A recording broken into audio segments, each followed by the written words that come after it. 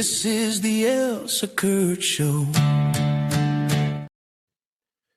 Hey, everybody. It is Clay Novak, and this is the Elsa Show with Clay Novak. I am flying solo this week. As Elsa and I told you last week, she's down in Florida doing her favorite thing, seeing her grandbabies, seeing her daughters. And so you've got me flying solo again this week. And obviously, as it always happens, this is a great week with tons of stuff going on that, of course, Elsa is missing. I'm sure she's watching the show and going, man, I wish I could have been in on that conversation. And I wish she was here as well. I always do. It's definitely more fun to have two of us than just me by myself, especially since the last time I did this, I got a lot of flack for saying too much by a viewer. I get it. It is what it is. But try talking by yourself for an hour sometime and let me know how that goes for you and see how often you say just trying to keep your thoughts. Regardless, let's kick it off. It's the same topic that we've been hitting for the last, I don't know what it's been, 8 or 9 weeks, 10, 12 weeks, I guess, and that's Iran. And so latest developments, President Trump had a cabinet meeting at Camp David that turned into a cabinet meeting at the White House. Secretary Rubio is overseas traveling. He was in India, a couple of other places, and he is on his way back. Secretary Hegseth and others had made their way up to Camp David to try and iron this thing out, and now they are moving to the White House. President Trump, always, positive in the outlook on things, says that there's a deal being built. Secretary Rubio is speculative. He understands and articulates very well that they could put the best deal on the table, and Iran may or may not take it. President Trump says they could get a good deal right now, but not a great deal. Necessarily is his anticipation from Iran. So, we've got a couple of new developments. So you've got entry, or at least anticipated entry, into the conflict or into conflict resolution by some folks in Europe. You've got the Czech Republic, who just recently, through a lot of effort in their own country, have crossed the 2% threshold, 2% GDP threshold for NATO nations that President Trump has been beating the drum on for so long. They want to contribute to this. Interestingly enough, they are a landlocked nation with no navy. And so they want to contribute to the opening of the Strait of Hormuz. They understand, as so many nations do, the amount of oil that moves through the strait and how that affects the entire world. And so for them, they have offered and are eager to participate and to assist. They've offered some surveillance assets. My assumption is those are probably air assets that they have available, but they want to contribute. So that changes the dynamic a little bit. The UK has already got mine sweeping naval assets prepped and ready to go to clear the strait. So they're taking a more active role in this when they have been reluctant in the past. And then, of course, you've got President Trump invited, let me make sure I've got this list right, Saudi Arabia, Qatar, or Qatar, depending on your pronunciation, Pakistan, Turkey, Egypt, and Jordan, all Islamic Muslim nations. He's invited them all to sign the Abrams Accords, which essentially is his attempt and effort to establish peace throughout the Middle East, especially peace through the Middle East, but specifically between Israel and Muslim nations. So he has invited all of them to sign the Abrams Accords as part of his negotiation to broker peace with Iran. He knows that all of those nations, Pakistan's involved because they're helping negotiate this process. They're the go-between between the United States and Iran. Turkey's probably the furthest away and outside of, maybe not outside of missile range, but the rest of those, Saudi Arabia, Qatar, Egypt, Jordan, all have taken stray rockets along with the UAE, Kuwait, and others, Bahrain. Some of those are already involved in the Abrams Accords, but they've been taking stray rockets from Iran. So they want to see this end quickly. President Trump's trying to use that as leverage for them to sign the Abrams Accords and try and further peace between the Islamic nations and Israel. So you've got all that going on, but you've got Iran being the primary problem causer within the region right now, for the moment, of course. And I guess the question for as this continues to progress is, if they had to choose, which would Iran prefer? Would they prefer to have nuclear capability, nuclear weapons, nuclear power, or would they prefer to have the Strait of Hormuz and control over that? There's pluses and minuses to both. I know where the globe stands. Part of the reason the Czech Republic has gotten involved is they have said their foreign minister or minister of defense, one or the other, said it's absolutely imperative that they do not get a nuclear weapon. They would be holding the world hostage. Xi from China said the same thing when President Trump was there last week. Every sane individual in the world knows that Iran shouldn't ever be allowed to have nuclear weapons. Nuclear energy is a different discussion. I said it on this show a few weeks ago, and I continue to say it after watching the Chernobyl miniseries, which was pretty historically accurate, and watching how the Soviet Union fumbled that as one of the more developed nations, in the world. Iran having nuclear power is to me is just as much of a threat to the globe as them as having a nuclear weapon. They will, or they have the potential to screw that up to the point where, they poison the globe or have a catastrophic event that impacts the entire Middle East, if not further. So you've got that nuclear capability, both in weapons and in power. But then on the other side, you've got the Strait of Hormuz, which obviously gives them great economic advantage as they can control the flow. They can, put a toll booth out there, for lack of a better term. They can charge people passage through. They can impact at the drop of a hat global, as we're seeing now. The movement of oil, 25% of the world's oil moves through the strait, and they can impact that if they own it. So the question is, which one would they prefer? I think in the egotistical sense, and to be a power broker globally, they would want nuclear weapon capability and nuclear power. I think economically, but those two things don't give them anything economically other than, holding the globe hostage with a nuclear weapon. Economically, the strait gives them everything. That country could have as much or as little money as it chooses if it controls the strait. However, they can get bullied, threatened, etc., by the nuclear capable nations. If people think that is a possibility, but they're going to have to decide, because President Trump's not going to give them both. I'm very confident he's not going to give them nuclear weapons. I think nuclear power is a bargaining chip, but I've also said on this show in the past that I believe that a foreign nation, foreign entity, foreign corporation providing oversight, etc., of nuclear power within Iran, I think is an option that is not off the table. The strait is really the negotiating point, and Iran right now has claimed in the last week, less than a week, that they have facilitated the passage of 25 vessels through the Strait of Hormuz that they've been paid for.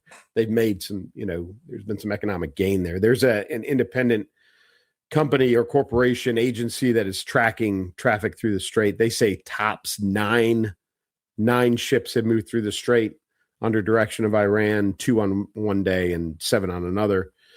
Certainly not the 25 that they're claiming, but they are supposedly moving through, and with some validation, or at least some, an outside agency providing validation or validating the fact that it has happened. Iran has some power right now, and I think that's what they want to retain. I think that they want to retain power over the strait. I think that is their negotiation point. I think that is what they're going to go to the table, assuming, expecting, demanding. They are going to push for nukes. It is what it is. But I think they know that that's a lost cause. The hard part, too, is that this negotiation, by all reports, is that Ayatollah Khamenei is underground, literally. This is not a, went dark, disappeared Osama bin Laden style. This is like in a bunker underground, buried below where any munitions can reach him, sealed away, and using multiple couriers to move information in and out of that bunker. That's who is going to have the final approval of any negotiation with the United States. The duly elected government, whoever those IRGC representatives are, or, if there is somebody left in the elected government, I don't even know if there is at this point for Iran, but the supreme leader is going to be the one that's going to have to bless off on this. And so with him being in a bunker, however many hundreds of feet below ground, and him being the one that's got to approve this is going to continue to make things difficult. So we'll see where that goes. Again, this is, every single day this changes. By the way, right now it is 5 p.m. ish on the East Coast on Wednesday, the 27th. So, just folks, we got to keep, it is literally a daily change. It happens something different every single day on Iran. And that's kind of where we're at. So we'll keep reporting it every week. Right now, I think the negotiation is that's the biggest thing going. Yes, there's been some strikes. Yes, there's been some kinetic operation. The U.S. has bombed some more things. I think that's kind of, I hate to say, become matter of course, but it has. The negotiation right now and the peace settlement is where we're at. And so I think Iran's got to figure out what they want more, the Strait or nukes. And that's where the negotiation is going to happen. So we'll keep paying attention and we will keep reporting until we get to some resolution on this, hopefully sometime soon. There's been speculation that it's going to end soon. Even gas prices and really crude oil prices are dropping. So that's a good sign. The economists don't generally risk themselves too much on those things. So hopefully they know something we don't. All right, moving on. Folks, this is my least favorite person in the news right now, Graham Plattner. If you don't know who he is the gentleman running for office in the state of Maine. And he is a former service member, cross service, spent some time in the Marines, spent some time in the Army National Guard, did multiple deployments. He's a combat veteran, I think 3 with the Marines, 1 with the Army. But he's also a very controversial and polarizing figure. So Graham Plattner, probably the first thing that most of us, or the first time most of us heard of this guy, was that he declared he was running for office, and it was brought to everyone's attention that through some old Reddit posts and some things, some of his old social media, that he had a Nazi skull and crossbones tattoo on his chest. That tattoo, for those of you who are history buffs or even movie buffs, if you go back and watch the Raiders of the Lost Ark movies, or you watch any of the World War II, anything that talks about the SS, the secret police, the Nazi secret police, the SS, they wore a device on their cap, which was this skull and crossbones. It doesn't look very piratish, but it is a skull and crossbones. Regardless, that is what he had tattooed on his chest. No other organization ever uses that, has ever used that. He tried to say that at first he tried to say that the military gave him that tattoo, which is completely false. The military doesn't tattoo anybody for any reason ever at all. Now he did, eventually it came around that he went out with a bunch of his buddies drunk one night, and they all thought that this was a great idea, and he got this tattoo. It has since been covered up, but in digging through as a result of that tattoo, a lot of his Reddit posts, which have been taken down, but thankfully the internet does what the internet does, and people preserved a lot of these posts from his past. He's a pretty disturbed individual. There's a lot of stuff out there. One of the most heart-wrenching, disappointing, disgusting things, as far as I'm concerned, is he gets on there and he criticizes other veterans because he thinks that that's okay. He thinks he hides behind it a lot, and veterans do this, unfortunately, and I'm wholeheartedly against it. They think that veteran to veteran, you can, bust somebody's balls or go after them or attack them, and harsh humor or dark humor, gallows humor, whatever you want to call it. You can say condescending, mean things and say, oh, well, veterans talk to each other that way. Listen, and most of you who watch this show regularly know this, I did, five combat tours. I did Afghanistan 3 times and Iraq twice. If I know you and I served with you and I went to combat with you and I trust you, then sure. There's definitely a different line of what our relationship is and what I'm willing to tolerate and joke about with you, because we've got this same shared experiences, and probably have been through some of the same heartaches and hardships. And through that shared misery, there's a bond there. If I don't know you as a veteran and you don't know me as a veteran, and you just think because we're both veterans that you can insult me, attack me, call me names or whatever, because that quote unquote, that's how veterans are, you're wrong. And veterans need to stop doing it. Those that do think it's okay, we have a problem with veteran suicide in this country, and it's something that I talk about publicly often. And veterans think it's okay to disparage, to attack, to go after each other because veterans are veterans, and that's what we do. Within the same breath, we'll talk about how 22 suicides a day in the veteran community is too much. Not knowing, understanding, realizing, or probably even caring that they potentially are contributing to that by the way that they act, hiding behind their keyboard and saying things to people that they don't know. And Graham Plattner is one of those people.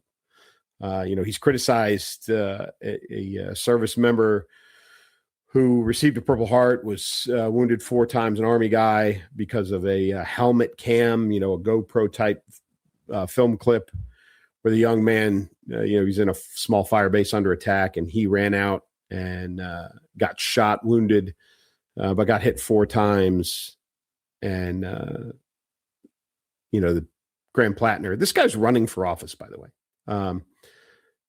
said basically that MFer doesn't deserve to live. And the only reason he's still alive is because of crappy marksmanship by the Taliban, blah, blah, blah, blah, blah. He's hid behind his PTSD. He's hid behind, that's just how veterans are. That's how they talk. That's how we talk to each other. If you're not a veteran, you don't understand. Well, I am a veteran and I understand, and I disagree. And I think most of the veterans I've seen, including Bob O'Neill, who is the guy who shot bin Laden, has come out and said the same thing. Like, that's not how veterans talk to each other. That's not how we do business. It's not how professionals act. But Graham Plattner continues to run at the mouth, and he is running for office, and he's become a polarizing figure for the state of Maine. I think everybody on the conservative side of things has basically written this guy off as a loon, as they should. But he is polarizing even inside the Democratic Party. There's a lot of folks in the Democratic Party who are trying to absolutely distance themselves from this guy. They are either quietly or even publicly hoping that he does not get elected because they don't want any association with him. But there are people within the Democratic Party who think this guy's great. They think he's awesome. He was, like I said, he was a 4 combat tour in uniform. Plus he was a government contractor, security contractor. He's an oyster farmer, I think, and some other things. But really what he is a loudmouth. And because of his actions as a person, I'm not attacking him as a veteran. I'm not attacking his service, but I am attacking him as a man. And as a human being, I'm telling you, the guy's a punk. He is a loudmouth. I have zero faith at all that he's as tough as he thinks he is. And he is not. If I was from Maine, I would not want that guy representing me. From anywhere. I don't think anybody should want that guy representing him. I think he's mentally unstable, and I think he's not somebody who should be in our representative government, period. So the Maine race, the race in Maine, is something that everybody should keep their eye on, because this is a guy who is truthfully further left in a lot of cases, or less stable than members of the squad, which is crazy. Crazy to even consider that he is on the ticket anywhere. And it's not even his political beliefs. He's not a communist like Mamdani. He's just a lunatic. The guy really has a screw loose. And he is somebody that none of us should need or want in our government. So keep an eye on Maine, folks. It's that weird state that they, when they do presidential, when they do the electoral college, the state is divided. They don't do the all or nothing thing. And so they have a very interesting way of governing up there in Maine. So crossing my fingers for them that this all turns out well for them and he does not get anywhere near a government office with their state name on it. Okay, moving on. President Biden is suing the Department of Justice. So he did an interview with an author, my understanding. It's an interview regardless, where he discussed the classified documents case. Remember the boxes, right? They raided Mar-a-Lago. They went through all President Trump's stuff. They went through Melania's underwear drawer, most famously, disrupted everything, and then very quietly, and that was a big deal. I actually lost some friends over that discussion. But they went, they checked Vice President Pence's house. They checked President Biden's house, among others. And they found in President Biden's garage in Delaware behind his Corvette, boxes of classified documents. And so he got investigated, and this is all kind of wrapped around that. And so the Department of Justice is planning on or talking about releasing those documents, that interview. And President Biden and his team are concerned because, what did I see? They are worried that his mental health will be questioned. I think that ship has sailed, folks. Something tells me that there's evidence in that interview that confirms what we all already know, and that is that President Biden does not and has not had his mental faculties for a long time. I'm sure that there's evidence in there, whether it is in things that he said or how he said things, that will put on open display, again, what we already know. And what they're hiding behind is privacy concerns. This is the cause for the lawsuit, privacy concerns. So they are concerned that even a former, this is their words, former vice president, because that's the context of the classified documents. They were taken when he was vice president. That even a former vice president has a right to privacy of conversations while in his own home. I would tell you that if he was talking about most things, I would agree with that. Everybody has a right to privacy, especially in their own home. However, when we are talking about classified documents, when we are talking about violations of law, and truthfully, when we are talking about a vice president who then became president, you're not off the clock, folks. I'm sorry. It's just the way it is. You're never off the clock. And an interview in his house while discussing a legal matter that has to do with the federal government and classified documents, that is public, should be available for public knowledge. That's exactly what a FOIA request is for.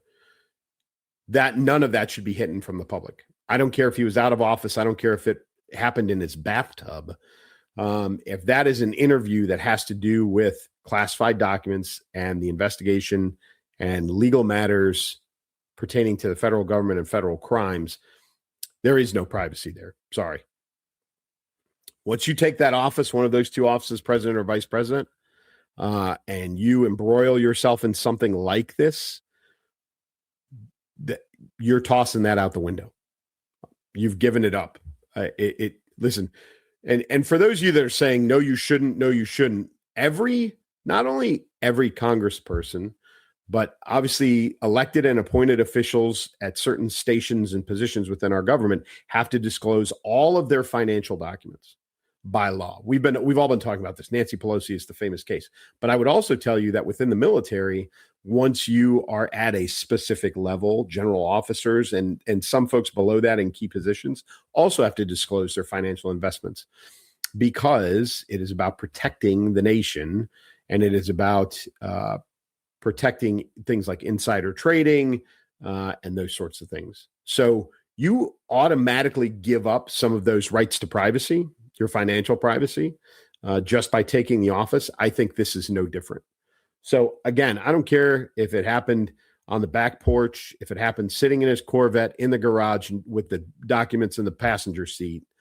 If he talked about this stuff, I think it should be open for public knowledge. It should be available upon request through FOIA or whatever, or just generally published, because it's federal law and he potentially violated federal law. And if that happens to show that he was an invalid, that he was incapable, that he lost his mental faculties, then so be it. That should all be part of the discussion. But he is suing, his team is suing the Department of Justice to have that interview itself essentially sequestered, redacted, blacked out, not available to the public, et cetera, for those reasons, again, because he says it's about, or they say it's about his personal privacy. But they also, the speculation is they think it's because everybody's going to figure out that he had lost it. And we all knew he lost it. That's why he stepped out of we all saw the debate. We all saw that he couldn't speak. We all saw that he dropped out of the race and let Kamala, pop in his stead. We all know. By the way, side note, has anybody heard anything about the stage 4 cancer that he has? Everybody remember that, right? That was an announcement, stage 4 cancer. Haven't heard a say. He's been in public. He's been, obviously we've got this going on, but yet the announcement of stage 4 cancer, and we haven't heard a peep about it since. Pam Bondi's fighting cancer. We've been hearing about that. She wasn't even the president. So I still think that one was a little odd. I would question even the validity and the truth of it all. However, I digress. Okay. So again, we'll see. I think that is going to be a failed lawsuit. I don't think it's going to go anywhere. I think that all of that stuff is going to come out. And again, it's just going to be more validation of what we already knew. Speaking of things that have disappeared from the news, like President Biden's stage 4 cancer, there was a shooting at the White House last week. It's not in the news anymore. It's not. It's gone. Anybody heard about it? Anybody heard about it? Maybe within 36 hours after it happened. Disappeared from the news. This is the 4th assassination attempt on President Trump, and gone. Gone from the news. Why do you think that is? Because it doesn't fit the narrative, folks. It doesn't fit anybody's narrative. It doesn't fit the the Fox pro-Trump narrative. It doesn't fit the MSNBC, CNN narrative. Why? Because it doesn't tick any of the boxes. This is his name is Nasir Best. Now, admittedly, when I heard his first name was Nasir, I was like, oh, Muslim, Islam, could be, couldn't be. I have no idea. Is never reported on whether or not that that is his faith. It hasn't been reported at all because it's dropped out of the news. But last week, Northwest Corner 17th in Pennsylvania, Nasir Best walked up to one of the guard shacks, demanded to see the president, and started shooting. Listen, this guy's got a history of mental health issues. He claimed to be Jesus. He is known to the Secret Service. Listen, when you're known to the Secret Service, that is not a good thing. And clearly, Nasir Best has been on somebody's list for a while. So, he approached the guard post, started firing. there were multiple newscasters, folks making content nearby. There were definitely very varied reactions to the shootings. Some people reacted quickly, some reacted not at all. But he fired. Capitol Police and Secret Service returned fire. Unfortunately, a civilian was wounded in the exchange. There has been no reporting or determination on who was responsible for that. Could have been either side. But Nasir Best was taken to the hospital where he died. But it's gone. It's out of the news. We're not even talking about it. Black, 21, mental health issues. So it wasn't an AR-15. It wasn't a sniper. President Trump didn't even stop working. He sat in the Oval Office and kept working through the entire thing. So, this is just a crazy person. Just an absolute crazy person. But there are some interesting facts. Go back and look at how many times there's been shooting incidences near the White House. Pretty much every administration except for the Biden administration, frighteningly enough. So I just thought it was odd. Take it for what it's worth. But it's more interesting is that this is completely dropped out of the news cycle. Why? Because it serves no purpose to the media. None. He's dead. We all can figure out that he had mental health issues. We all can figure out that his race had nothing to do with it. He was 21 years old. Like I said, no AR-15 involved. It serves nobody's purpose, so therefore nobody cares, and it has dropped out of the news cycle. 36 hours after it happened, nobody talks about it anymore. Assassination attempt on the president of the United States. Nobody says jack. So that right there, if nothing else, that right there should tell you that both sides of the media are definitely playing to their strengths, playing to their needs. They're only reporting what is required. Seriously, think about it. Every other mass shooter that their parents are on TV, everybody's being interviewed, relatives, all that stuff. We haven't heard jack about Nasir Best. Zero, nothing. Happened. He died at the hospital. Right after that, out of the news cycle, nobody cares. Nobody cares where the gun came from. Nobody cares where his parents are, if he has parents, where he's from, where he was born. Nothing. It's gone. We're still talking about, Pennsylvania. We're still talking about the golf course. We're still talking about the White House press corps dinner. We're not talking about this one because, again, serves no purpose. Yeah. Very, very interesting. And folks, if you don't talk about it and I don't talk about it, nobody's going to talk about it. It'll disappear. Probably disappear from the history books. It won't even be a thing. So keep your eye on the media, folks. Every time there's a shooting, keep an eye, and I don't care what kind of shooting it is, and I don't care where it happens. Keep an eye on what the conditions are and how long it stays in the news cycle. This one, in 36 hours after it happened, should not have disappeared. It was an attempt on the president's life, or at least a shooting at the White House. It's a big deal. SCOTUS. We've got a divide. And I'm all in favor of the Supreme Court justices not voting on any kind of party line. I think that's the way that the Supreme Court was designed. I think that's the way that it is supposed to be. However, I think that this is a massive ball drop on the part of the Supreme Court. So you all remember months ago, there was the semi-tractor trailer in Florida where it turned, made the illegal turn in traffic, and the car hit it, and the people inside the car died. And then, of course, they found out that this was the beginning of the finding out that California, Washington, other states have been illegally issuing, trucking CDL type license, commercial driver's licenses to operators for years. Most of them don't speak English, or I shouldn't say most.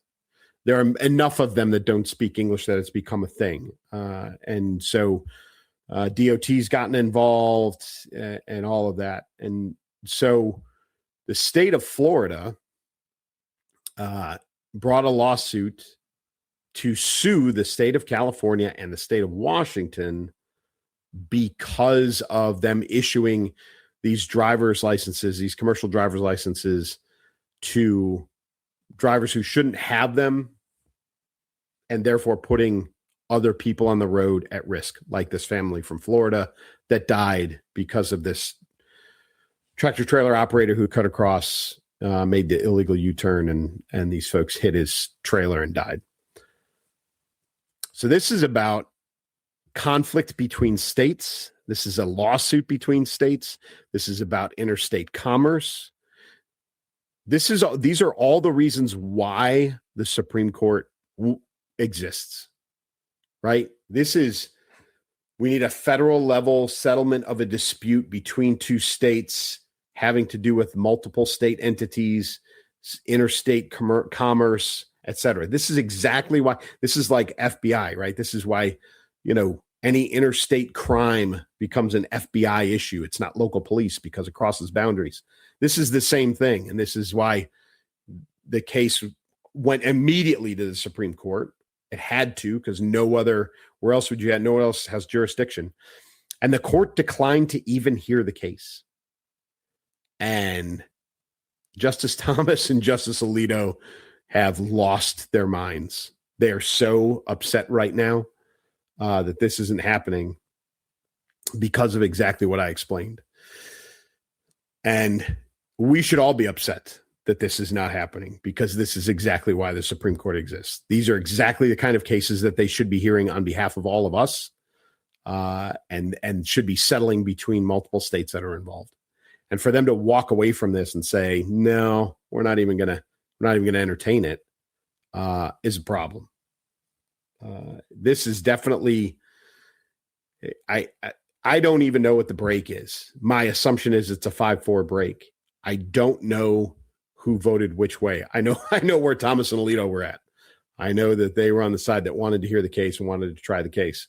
I don't know who the opposition was that declined the case. But those folks, you can make some assumptions, but again, I don't know who is who, so I'm not going to make assumptions. At least not publicly. But this is a problem. And this is an issue within the Supreme Court on, some people voting absolutely party lines, some people voting. I honestly don't even have a speculation as to why Supreme Court justices would not want to hear this case, other than the fact that they think that, state driver's licenses should be, we've got the interstate, reciprocity that happens with driver's licenses. Mine's good, in other states, and other states are good everywhere else. And I think they believe that this to be the same. But again, this is interstate traffic. It's interstate commerce. And they chose not to. So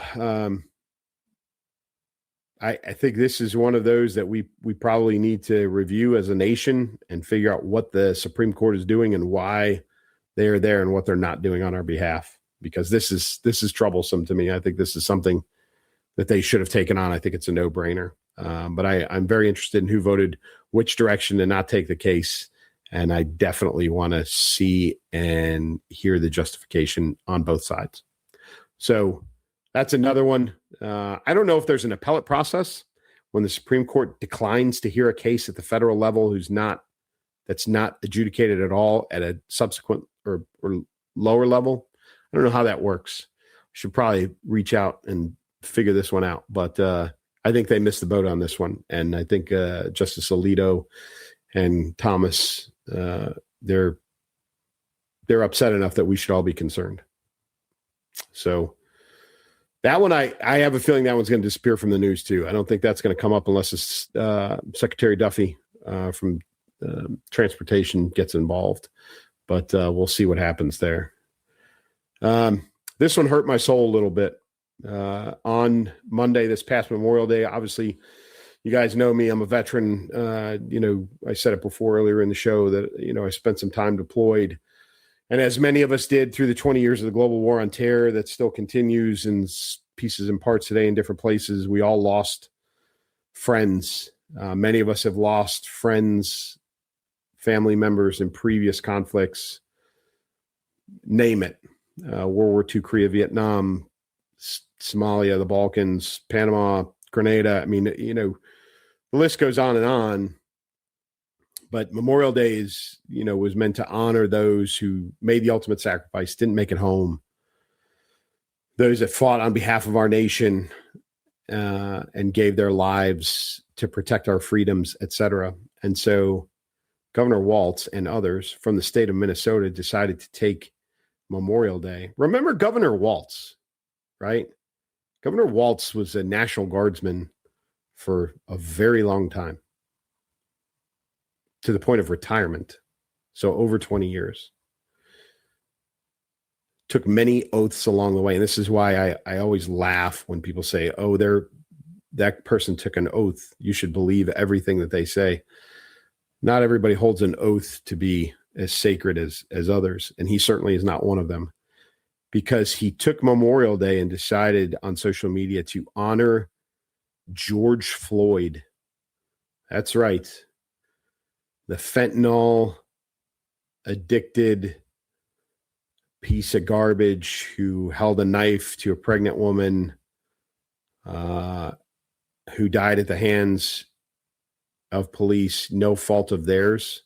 If you read the autopsy, and I've read the autopsy, Governor Walz decided that on Memorial Day, instead of honoring heroes from Minnesota, maybe even people that he served with along the way, he decided that was the day to honor, memorialize, and pay tribute to George Floyd, of all friggin' people. And he wasn't the only one, but a couple of folks in Minnesota did that. And I know you folks in Minnesota, I know that it pains you, those of you with common sense, a little bit of character, but it's gross. That's disgusting. I mean, that hurts my soul. It hurts my soul to know that George Floyd was put on par with friends of mine that died in combat, subordinates, bosses, people that I served around. It's gross, sickening. We should all be embarrassed. Governor Walz should be out of office. He should have been out of office on Tuesday. Should have been out of office yesterday. It should have been immediate impeachment, at a minimum. So everybody in Minnesota, please,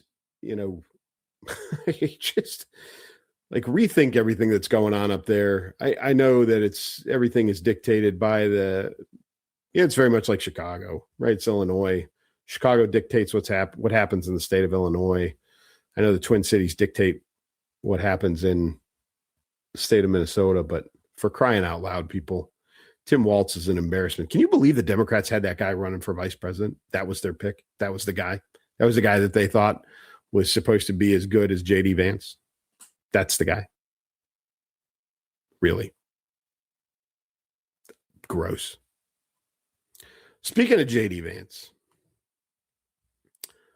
So J.D. Vance, I screenshotted this because I heard it when it happened, and then I had to listen to it and read it a couple of times, but I screenshot it. So J.D. Vance, Vice President Vance, has said a number of times that he is not a presidential candidate.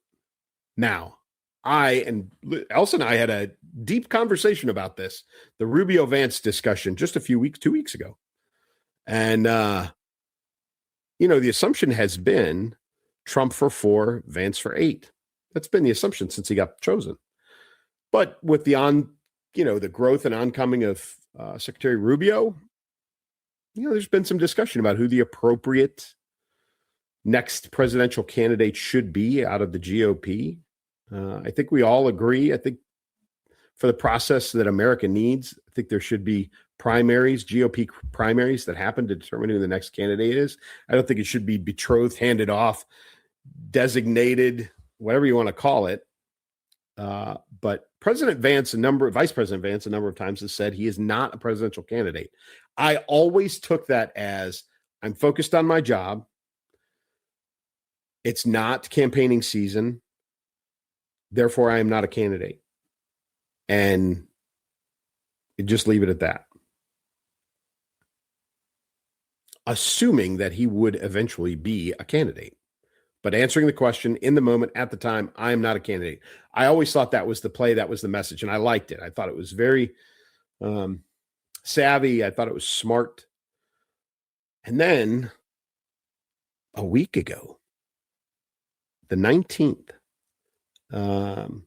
he said in a press briefing, these are his exact words, I am not a potential future candidate. I'm a vice president and I really like my job. The addition of the words potential future candidate is what caught me, because what that says is I am not running. I am not running for president. Now, can the man change his mind? Of course he can. Is he playing politics? Maybe he is. I don't know. But that was the first time that I've seen, noticed, or heard him use and insert those words, potential future candidate. I'm not a potential future candidate. I'm a vice president and I really like my job.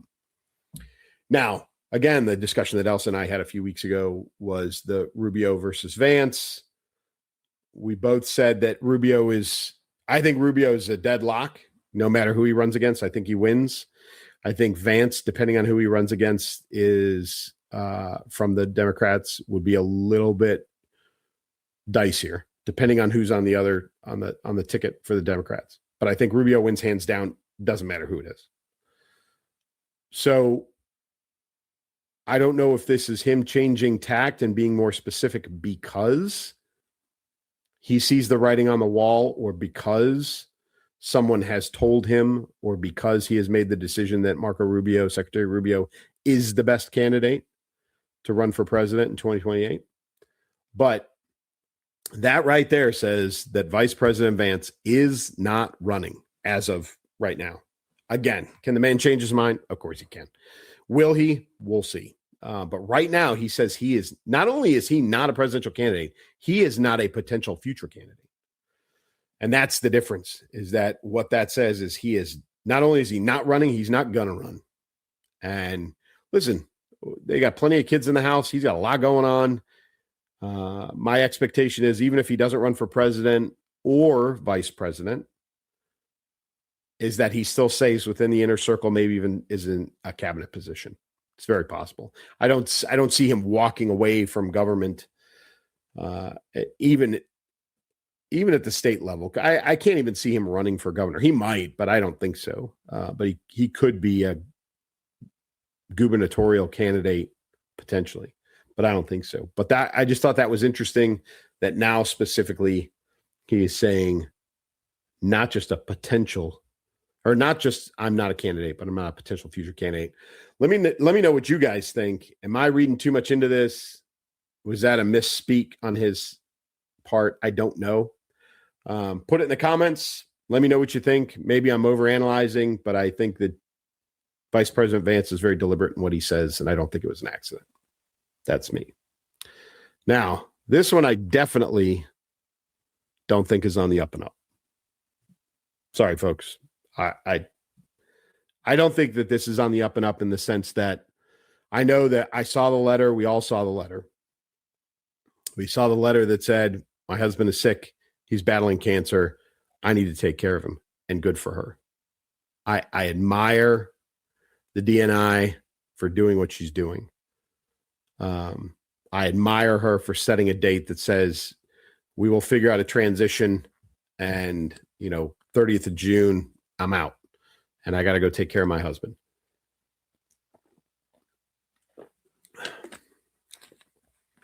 That being said, I don't believe her, truthfully. I think that a couple of things have happened that have bothered her to the point where she's decided to leave. One, remember, Tulsi Gabbard was a Democrat, ran for president as a Democrat. She joined the President Trump team because he asked her to. There's a lot of speculation on who she really is, what she's really done. Is she a rhino? I don't even think she's a rhino. I don't even think she's an independent. I think she's a former military officer who wanted to continue to serve her nation. I think she's done a pretty good job as the DNI, as she has been allowed to. And so my point is, so you've got the DNI that resigned. You've got Joe Kent, NCTC director, that resigned. There's a lot of things going on in the intelligence world right now. There always is, folks. There's never, nobody in the intelligence world gets a day off. It's just the way it works.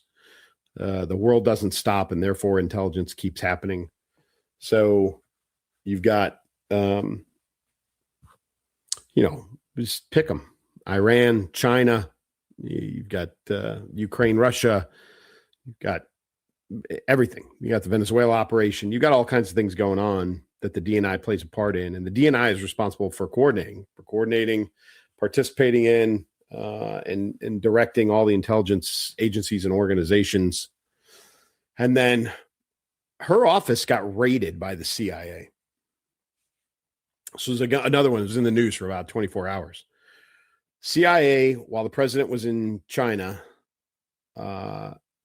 CIA came in and took documents out of the DNI's office, and nothing was ever said. And I think it really, really pissed her off. I think it pissed her off that it happened. I think it pissed her off that no one was held accountable. I think it pissed her off that the CIA, who works for her, did it with absolutely no respect to her, didn't care, acted probably like she wasn't there. And it was very much business as usual. So I think she is probably disillusioned, if not worse, on how the intelligence apparatus operates and those folks that live and work in it. That is not a good sign for the rest of us, ladies and gentlemen, because if CIA does whatever they want to the ranking individual in the intelligence community and no one is held accountable, then none of us should have any expectation that they would do anything better for the rest of us. If they really did roll into her office and take documents out of there about the Kennedy assassination, MK Ultra, and some other things that were reported, and again, no one was held accountable, nothing was done, nobody was fired, the director of the CIA is still in place, I probably would quit too if I was her. And, it's nice that President Trump allowed her to leave under a guise of a good job done. Well, job well done, and go your separate way and go take care of your husband. I don't believe it. I don't believe a word of it. And it's a shame too. I admire her for taking on what she did. That job is massive. It's all encompassing. It's never a day off kind of work. So, I wish her the best, but I don't think we've seen, maybe we have seen the last of her. Maybe she disappears after this because she knows what the truth really looks like. And again, folks, I'm not a conspiracy theorist, but that writing's on the wall. The CIA can do whatever they want to the DNI. Then why bother? Why bother sit in that office? I wouldn't. It's a waste of time. So good luck to Tulsi. If her husband does, which I assume he probably does have some form of cancer, but I wish both of them the best. Go take care of your husband. Go take care of your family, and keep yourself. Don't walk in dark alleys for a little while, or probably ever. Probably your safest bet. All right, folks. Last big topic, or last topic, really. I read an article about global birth rates are dropping. Obviously, in some places they're high, but overall, global birth rates are dropping. And specifically, birth rates are dropping in nations with smartphones. So there's a lot of speculation on the why. There is physiological guesses. There's psychological guesses. Physiological is you put it in your pants pocket You put it in your back pocket, you put it in your front pocket, you put it in whatever, and it affects reproductive organs potentially, right? Whether it's 4G, 5G, the higher Gs, 4 and 5G there's speculation that those are what's causing it. That's part of it. And we've heard, a lot of us have heard the 5G thing for a while. You know, all these 5G towers everybody's worried about, like they used to worry about power lines with kids, which turned out to be true. So is the 5G it? Is that contributing to part of it physiologically? I think it might be. I think it's entirely possible. And so there's that. The psychological part of it to me is what's more intriguing. Psychological part of it, and I've seen this because, listen, folks, I got, nieces, nephews, kids of my own in their teens and 20s, and I see the differences between them and how I was at their age. The interaction, personal, physical, face-to-face, eye-to-eye, nose-to-nose interaction between teens and 20-year-olds, right? Those folks that are of prime reproductive age, isn't happening like it used to. And I say that because I've seen this up close. Like, kids will be, we've seen the exaggerated, like, be in the same room texting each other from 3 feet apart. But there are kids in college, in high school, in their early 20s who will meet each other. They will exchange social media, connectivity, Snapchat, Instagram. Young kids don't get on Facebook, but it's those. They will message each other dozens of times a day. They will build a relationship over that messaging medium and never see each other, never physically contact each other, never talk to each other, really not even talk to each other on the phone. Very content about just the messaging. And so there is speculation that psychologically that is fulfilling the physiological need for human contact that drove generations previous for centuries and centuries to have physical contact, which leads to reproduction, right? You guys know what I'm saying. When I was in college a few years ago, 30 years ago, over 30 years ago, you go out, you'd go to a party, you'd go to a function, you go to a bar, you would attempt to engage with the opposite sex, right? It was stimulating psychologically, physiologically. You were chasing, men were chasing, women were chasing too, right? That was the whole social interaction piece of it. And then it was, maybe it was some phone calls, but you were always looking for opportunities to see each other again, right? It was all about physical, legitimate, tangible contact. That's not how kids operate now. And so speculation is on the psychological side is that the phone, this damn thing, is replacing that. It's replacing that drive to physically connect. And therefore, birth rates are going down. I think it's an interesting discussion. If you have kids of that age, whether they're yours, nieces, your own children, nieces and nephews, grandchildren even, pay attention. And not just how they interact with their friends. Friends are one thing. That's totally different.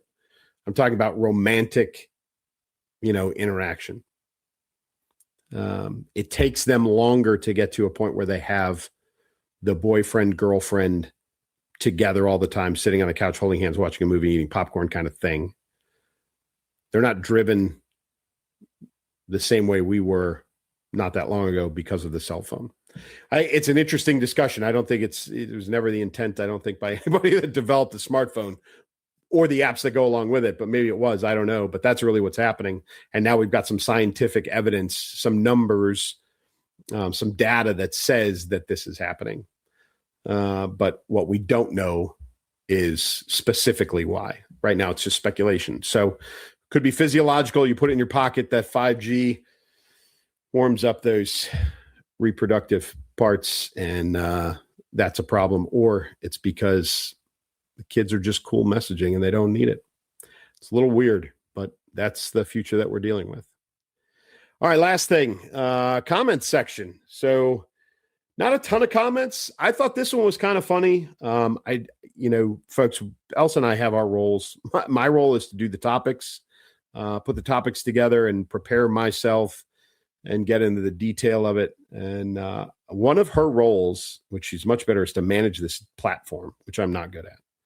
And so I could not figure out how. I figured out everything else. I could not figure out how to get the screenshot of the comment onto the platform so that I could display it. So I'm just going to read it. It is from a gentleman named Elwood Stetson, who commented during the show last week that says, "Gosh, I wish you guys were my next door neighbors. You would be such a fun neighbor." Elwood, we appreciate that. I don't think that we have enough neighborly contact in the United States nowadays. And so I would happily be a neighbor. I think Elsa would be a blast to be a neighbor with. She'd probably be the lady who puts on the block party. All right, folks, that's it for this week. An hour and 2 minutes. So if you don't like how many times I said, go ahead, try and talk for 60 minutes. Let me know how it works out for you. And I can promise you it's not as easy as you think it is. And so thanks again for everything. And thanks for tuning in. I appreciate you tolerating me for an hour. And as always from me, keep moving, keep shooting. The headlines will change by tomorrow, but the patterns won't. Thanks for spending this time with us.